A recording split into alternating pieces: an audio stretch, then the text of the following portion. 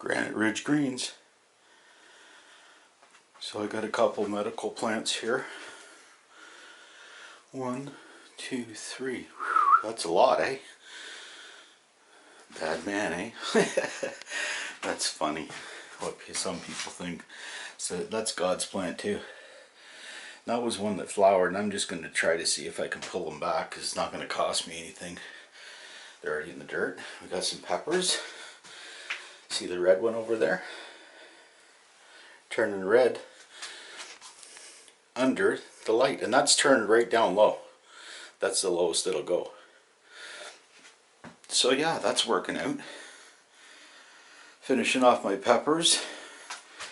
And she's got some herbs in here, and there's some peppers there, as you can see.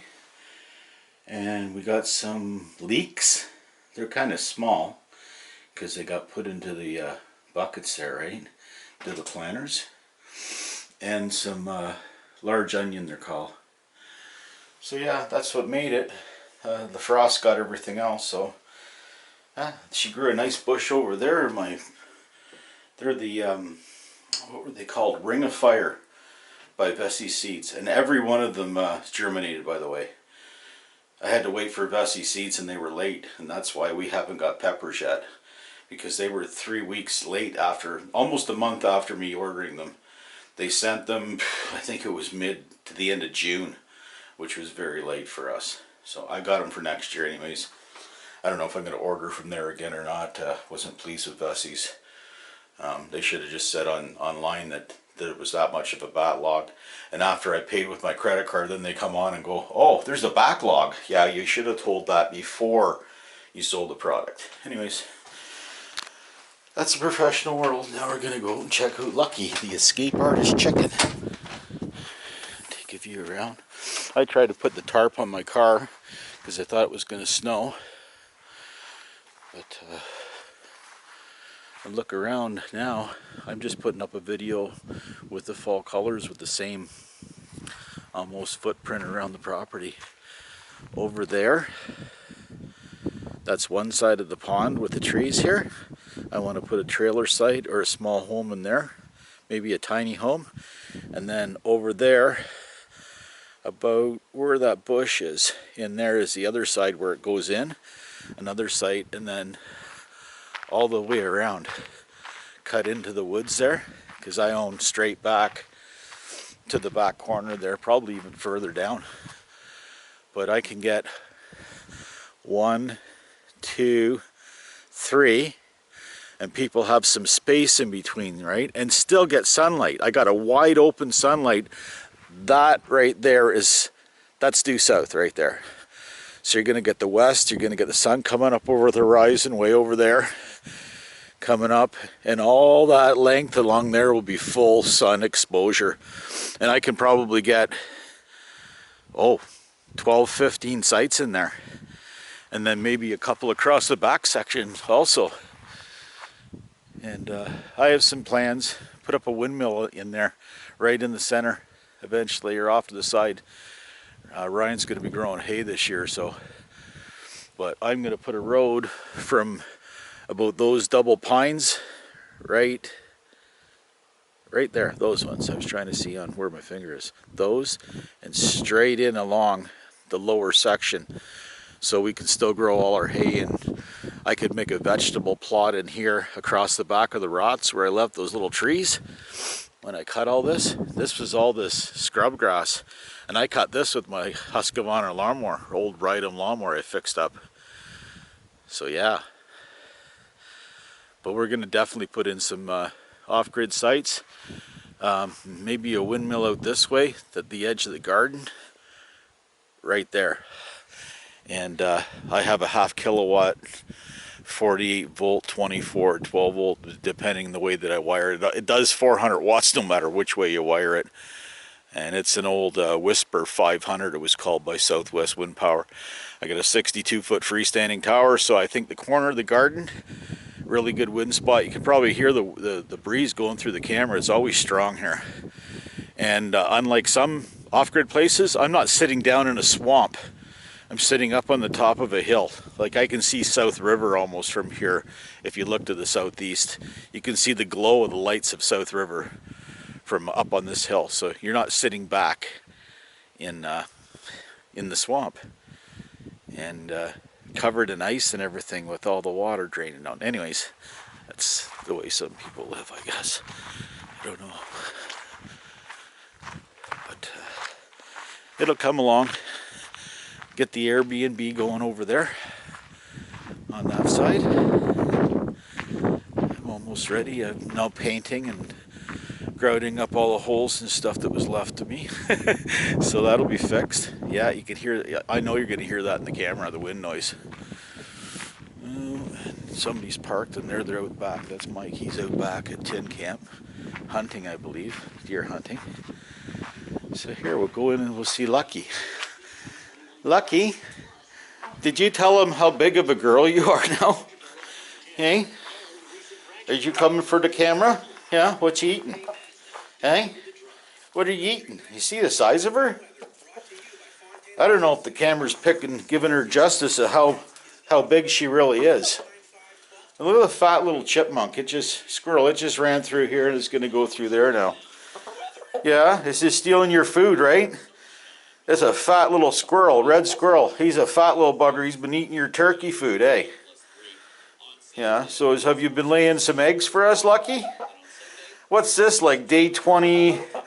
This is what, the 29th of October, just before Halloween. A couple nights before Halloween. And she's getting cold, so I come out to shut it. Don't eat that. Look what she found.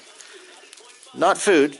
She finds an old tab off the bread, and they'll eat anything, I'm telling you. You got to watch what's down on the floor. I pulled a piece of plastic out of her throat last week. I come in here and she's gagging away, and she's got someone that was smoking in here left their cellophane from the cigarettes, and she had it that far down her throat. I got the front end. I had to hold her in the corner over. I cornered her right between those black things there, the Chinese fake things. I cornered her there and held her down and pulled the plastic out. She still tried to eat it back again, eh? Because like I said, they'll eat anything. I took a bunch of grass that was still alive and I clipped it up with these shears, which also does my light bulbs.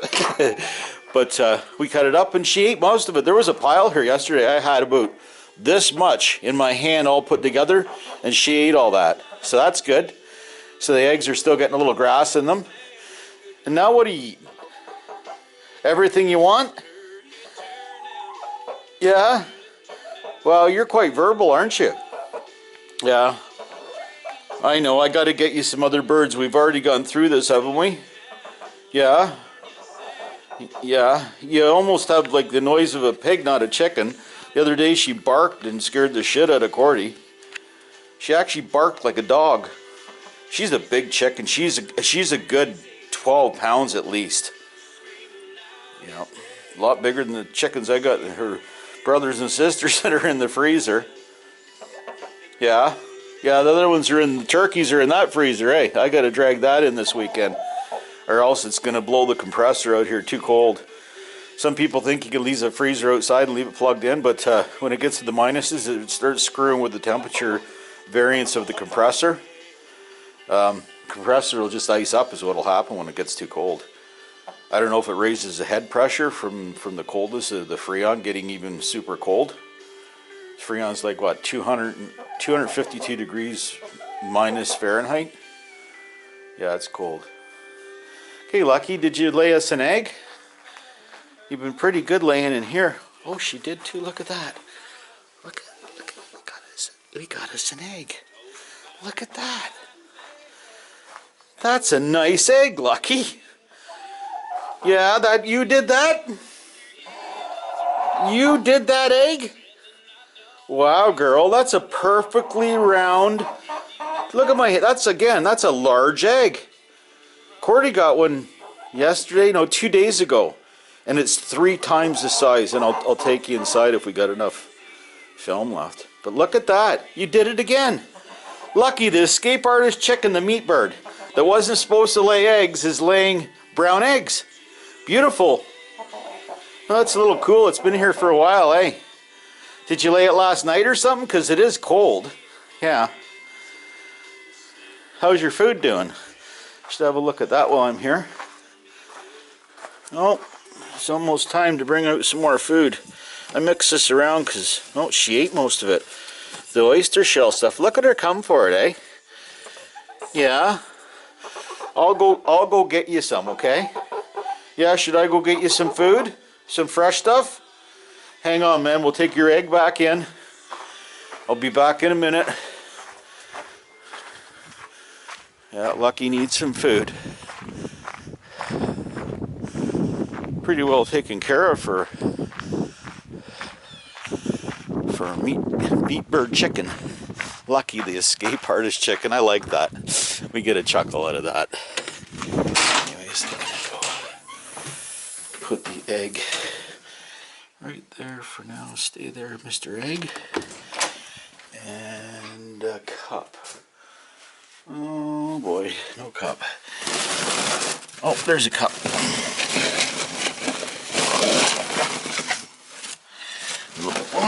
Jeez, I'm almost trying to buy a bag of food.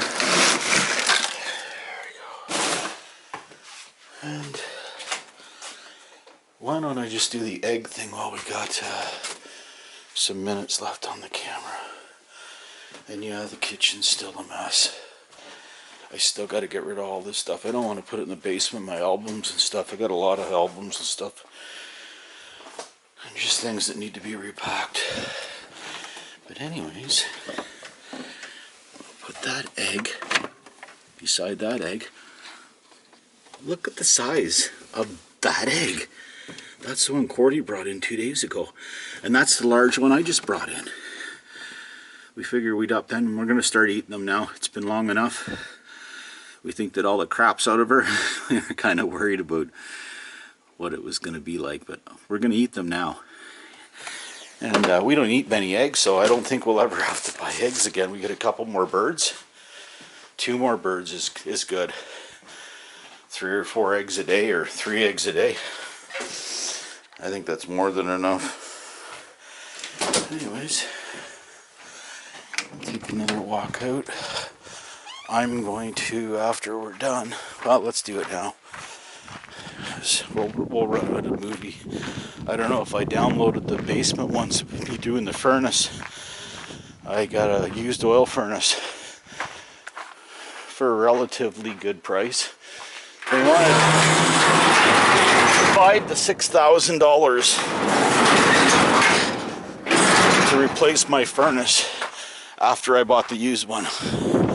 Because the sheet metal up here is a ridiculous price, so I took the old plenums from the Scotty SS add-on wood furnace that the last owners put in here without a permit, and I reworked it and rebent it with some angle iron and cut it with my tin snips, my sheet metal hammer and my tongs, and it's pretty sealed up.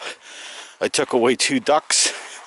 I believe they're both 10-inch. I think there's a 12 by 10, no, a 14 by 10 and an 8 by 10.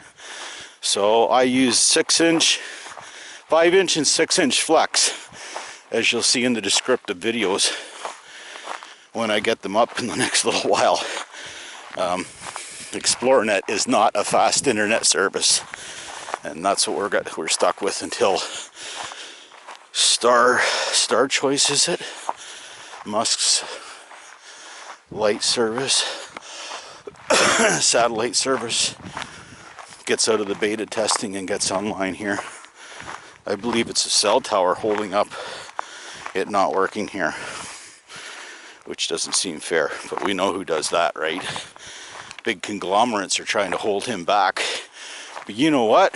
You bunch of highway robbers that have been controlling the networks and phones and now internets for years, you're gonna get stepped on. He's gonna step on you. Bitcon, it's gonna eat you guys. I hope, anyways. I think you corporations are disgusting. I had a Bell telephone since I was like 16, 17 years old. landline phone. And the last years, about 9-10 years ago, the way they treated me and the way they treat others, it's too bad they're so big in Canada. And that's the government again letting them get so big. I think Verizon and all the other United States providers should be able to come into Canada and give us an internet phone and TV for $99 a month. People are paying $300-400 a month for crappy, shitty Bell service. You know, CBC is on 5 times, CTV 12 channels, Global another 8 channels, both of them owned by Bell, CTV and Global owned by Bell. So there you go. They'll call it Shaw, but they bought up all that stuff, them and Rogers. Anyways, this is where I'd like to put one spot here, right where we are here. The road would swing in from the pines. It would come in here, nice straight road, very quiet area.